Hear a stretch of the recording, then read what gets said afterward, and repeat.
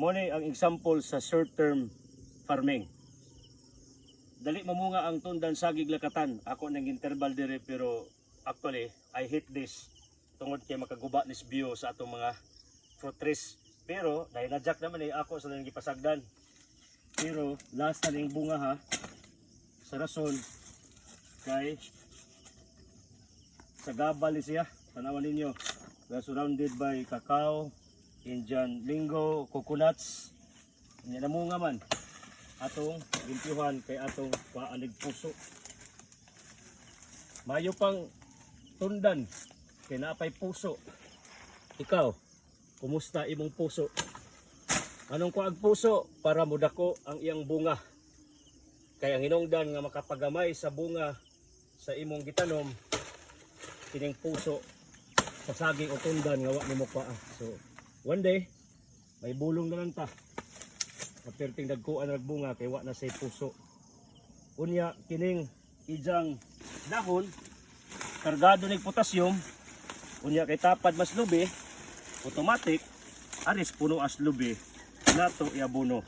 Kabalo ba ka ang fertilizer nga commercial naa nay potassium sulod.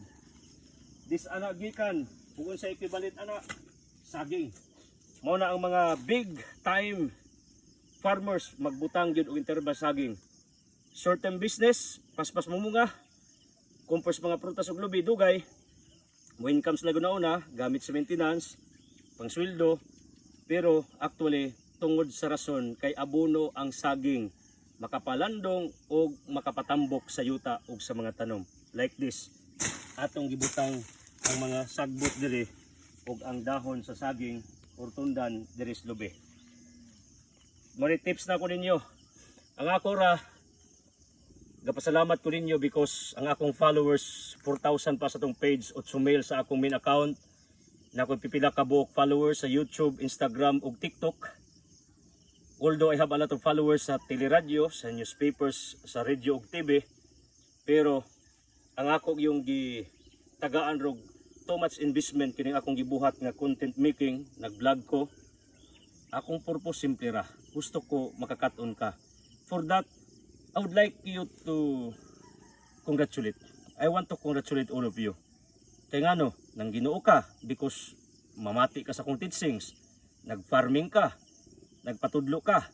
Tungod kay if you notice, kasagaran nga naagyod sa atong mga vlogs, mga binuang. Mas kagat na, pero tarong, wala na sa kwinta labya na. Pero lahi mo. Tungod kay grabe mo ka interesado, kay nakasabot mo nga dapat mulambo ka spiritually, mulambo ka physically, kay ang tao Ecclesiastes 12:9 doon na may duha ka bahin lawas ug kalag. Mo nang congrats for that. By the way, mga financiers na ako, headed by you, Peregrina Galamiton, James Cruz. Salamat ninyo and the rest of the people around, mga insik, mga oy, mga tan, mga galintis, uban pa nga nag-back up sa akong krusada, sa akong gibuhat ng tagadlaw. Then Binahart TV, salamat sa imong pag-promote sa akong page. Usa sa akong content maker. Iya more on lessons, mga videos. Pero kayong ako, wa na editay if you notice, from the farm direct to you. Mao nang ug naipalpak sagdira. Gusto ko organic, raw ang akong deliberation.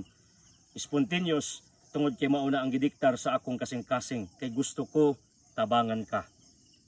If you will share my video, automatic samarang ikaw nanudlo nila. If you will interact, siyempre ang imong mga friends, pag mulay ka or mo comments ka, makakita automatic sa akong mga contents. Let's spread good vibes, let's spread good news, let's spread the gospel, let's spread farming, let's spread tips of life, let's spread teachings, quotes, wisdom. May na lang natay contribution sa kinabuhi sa uban. Okay? God bless.